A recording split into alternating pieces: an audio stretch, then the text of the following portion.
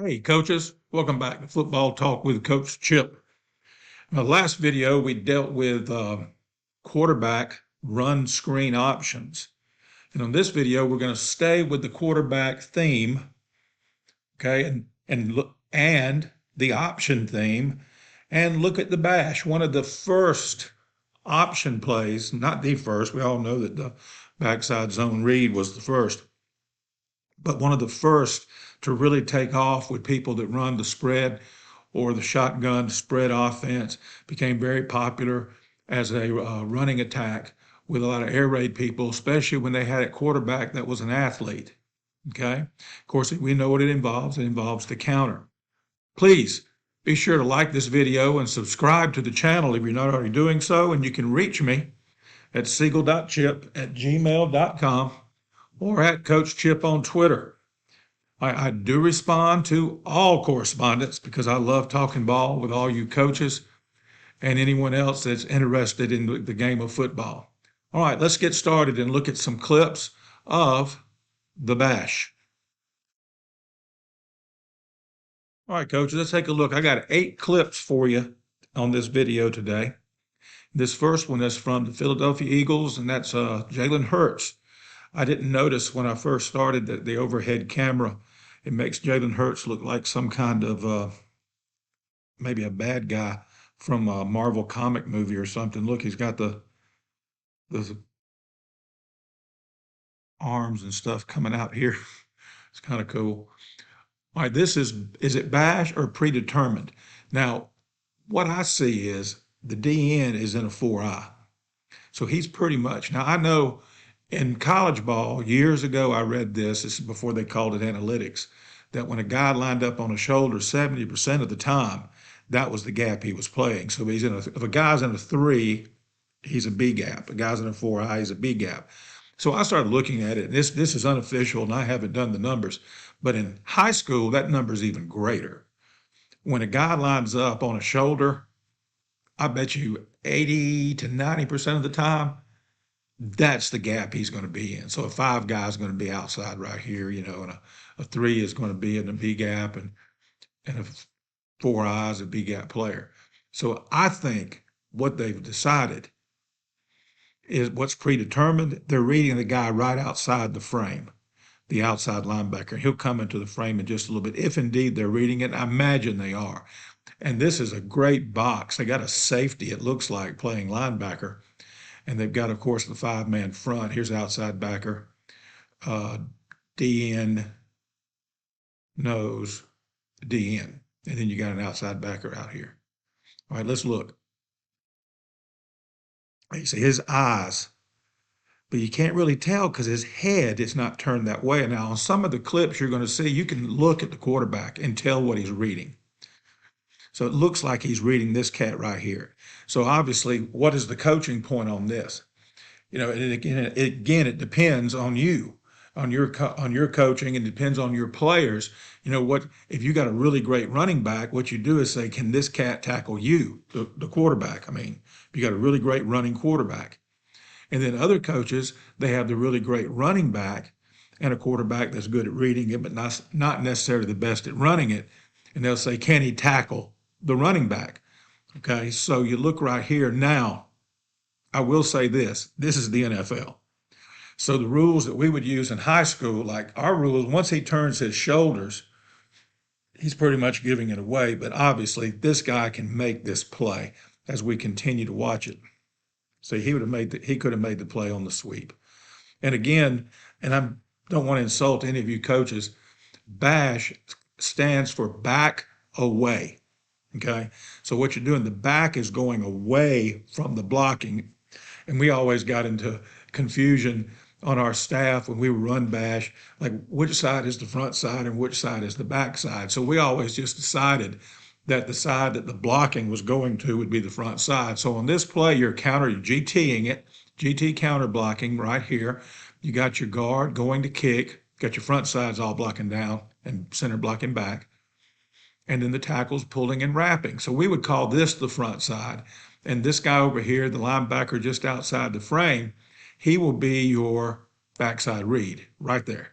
Okay. And that's just the way we did it. Now you may do it different on your staff, but this is what bash is when you're blocking one way and out here outside the frame of the video, you've got your receivers stalk blocking on sweep.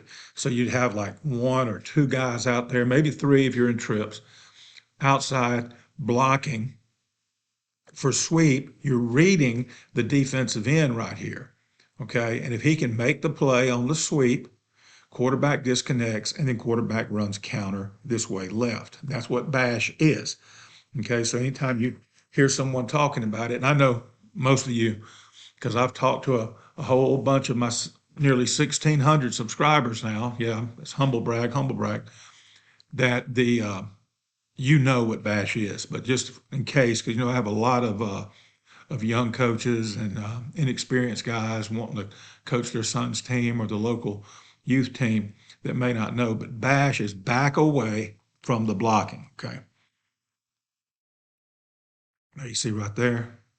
Oop, that dirty low down DB chopping that lineman.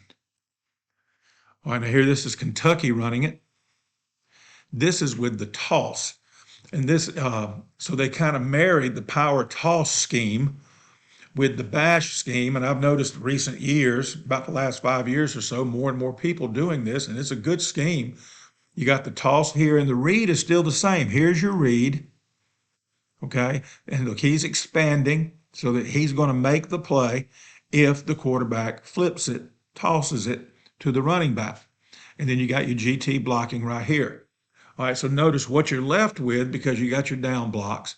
You're left with two out here on the play side. Remember what I call the play side or the front side is the side we're blocking to.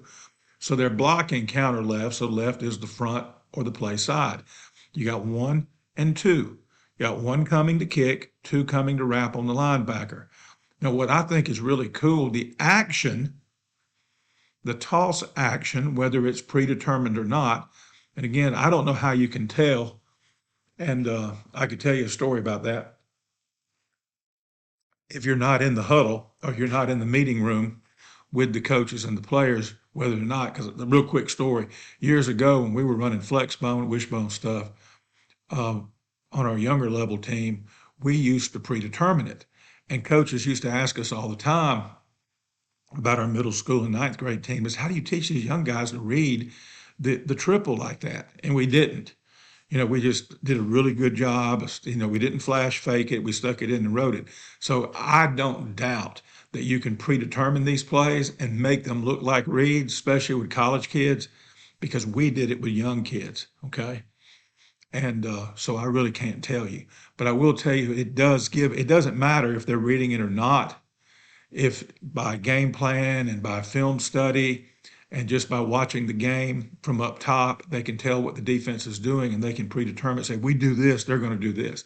But you got two guys that are locked on the toss. So now you just got to block these two back here and you got a good football play and they're going to get a good football play. Watch.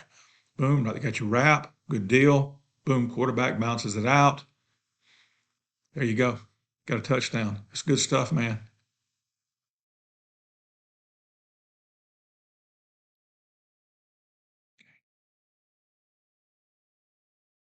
Stoops has done one heck of a job up at Kentucky. All right. Now, this is UAB running it a couple of years ago. And I don't think he's reading it. And here's why. Watch his head. See, he's looking dead at the point of attack. Again, they're blocking to the right, so the right is the play side. Watch this. Look. Look at the quarterback's head. He's looking right here. If it was Bash, he'd be looking over here reading this guy. Okay, so I think it's just, remember what I told you a while ago. Now, if they were trying to mask it and make it look like Bash, his head would be right here. And they even blocked back on the guy that would have been the read.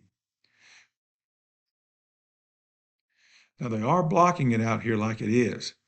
So I don't know if it's some kind of priest. That may be the cat they're reading right there. But he wasn't looking at him, not unless he was looking out the corner of his eye.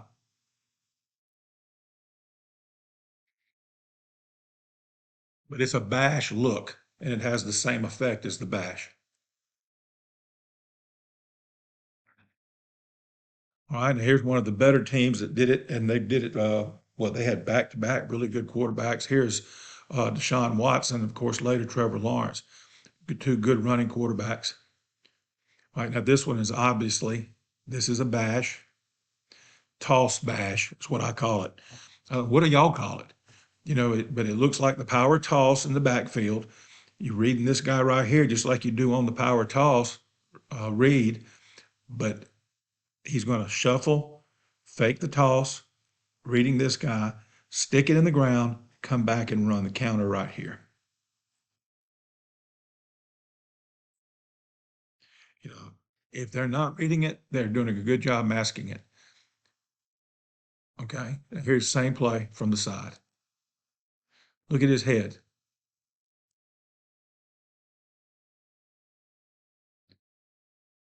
The quarterback gets the ball. Look right there, looking right here. Let's go back.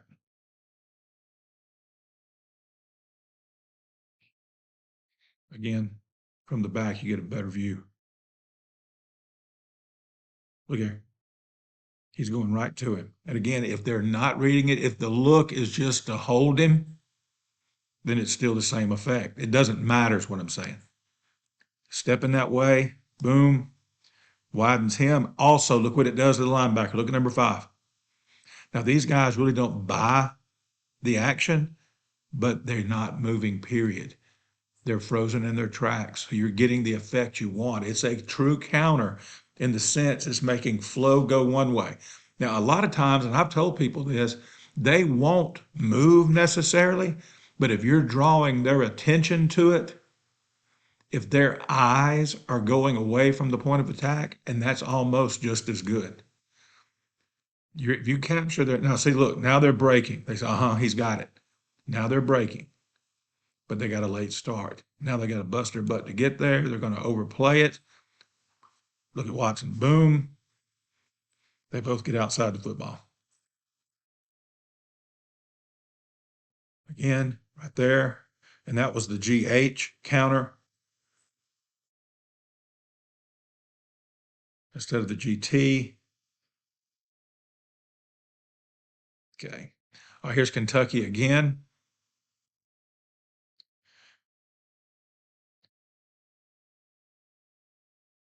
I think that's a read. There's no way of knowing. They're going to GT it.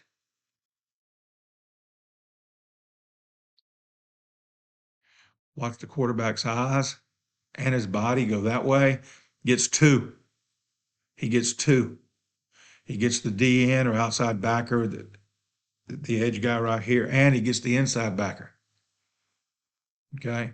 And now he's going to stick it and come back to the left. And he even sucks that guy in there. Now we're going to get a sweet little wrap right there. You got to love this kind of stuff now. Look at that. Outside linebacker is caught in the wash. That's good stuff. Here's Middle Tennessee. All right, if this was a read, I think the toss was there. But as I tell my quarterbacks on all reads, if in doubt, give to live, or in this case, if in doubt, keep. Okay.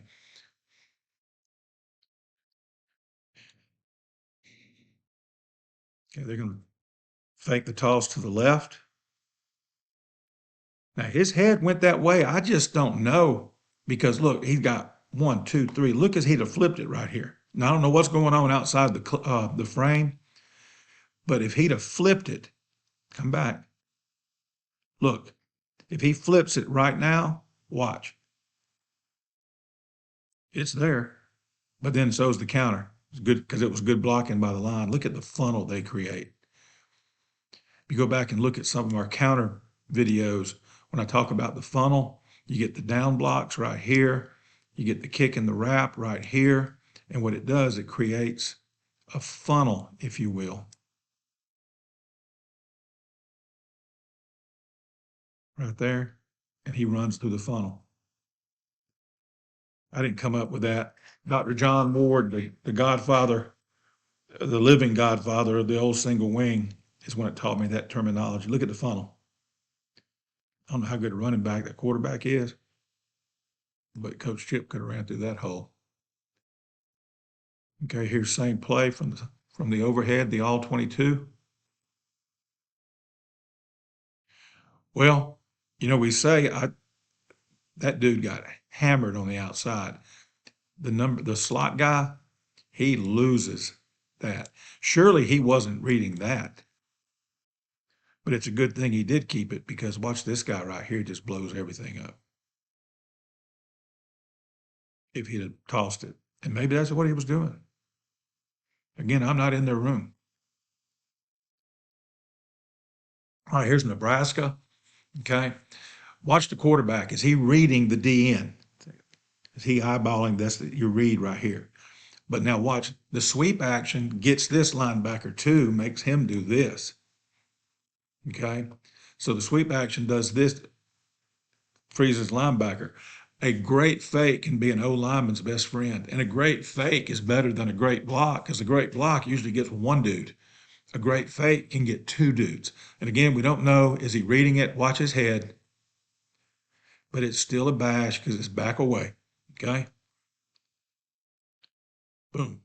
This guy, this guy, this guy. That's a great fake. And he's getting blocked too, but you see his body language?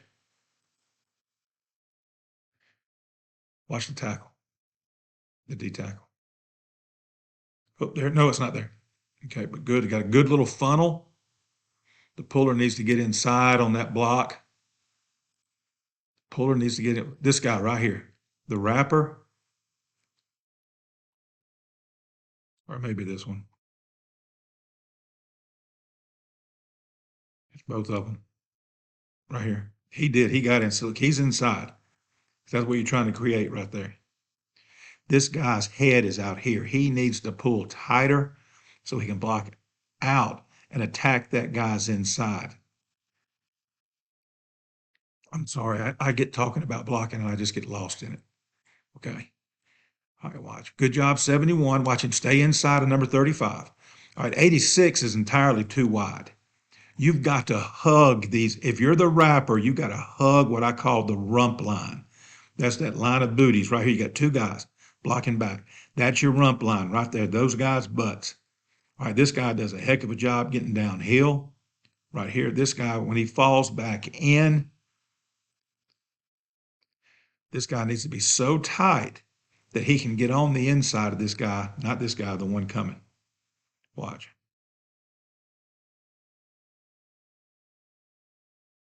So you got to be tighter, get tight, tighter, tightest. See, and right now he is so wide, he's going to make contact on the outside number.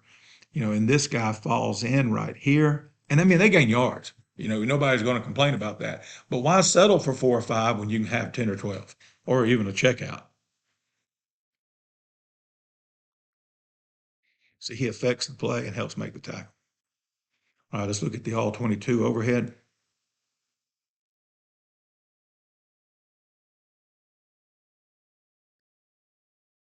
See, look at the space between the wrapper. See, he needs to be tighter. He needs to be right here. All right, because anything out here doesn't matter because the running back, in this case, the quarterback, wants to hug the down blocks too. Okay, I teach it just like I used to teach the trap in the old wing T days and the old wishbone days, the fullback trap. You want to hit that, you want to hug the down blocks, not the kick out blocks. In this case, not the kick out or the wrap. You want to hug the down blocks. So the wrapper needs to do that as well. And then when this guy, of course, this was not a great blocker, he wouldn't have had to block him. So he can get on that guy's inside right there. And then the quarterback keeps it right there. Okay. And then you get this block, and then you're one-on-one with the safety. Okay. And even the quarterback's too wide. Oh, here's Nebraska again. This is pure good old-fashioned bash. I don't think there's any doubt about it. Okay, he's reading this cat right here. Watch, this guy's going to arc release and get outside to go block. probably number 2 from the sideline. So here comes your, there's your back, down, down, pull kick. He's going to wrap right here around that. And you can see the quarterback is dead eyeballing this guy over it. Look, look, you see him turn right there. Guy's coming up field. If he gives it, he's going to make the tackle right here. He can see that. Good read. Let's go back and look at the blocks. Okay, the dude squeezed, and so he logs him, and this guy's going to come around right here and get him here. There you go. Good deal. Oh, that's a good football play right there now. Okay, back to the top. Again, I really appreciate y'all for subscribing, for watching, for corresponding with me. Again, don't forget, be sure to like the video, subscribe to it, click on that little bell, know when you'll get alerts when I put up new content, and share it with your friends, especially your coaching friends and your people that are football crazy folks. Contact me at siegel.chip@gmail.com. You can also hit me up on Twitter at Coach Chip. I've really increased my Twitter presence. My Twitter is nothing but football. I think this morning is the first time in maybe ever that I did something non-football related on my Twitter. I tweeted out a picture of the weather forecast down here in the deep South. And hey, to all my buddies that I've met through this channel and through social media, and we all got to be pretty tight in the coaching community during the pandemic. All my northern buddies up there, please come get your weather. It's drunk in my backyard and it's showing its butt. Okay, come get your weather because we don't need that crap down here. I can assure you of that. All right, until next time, be elite.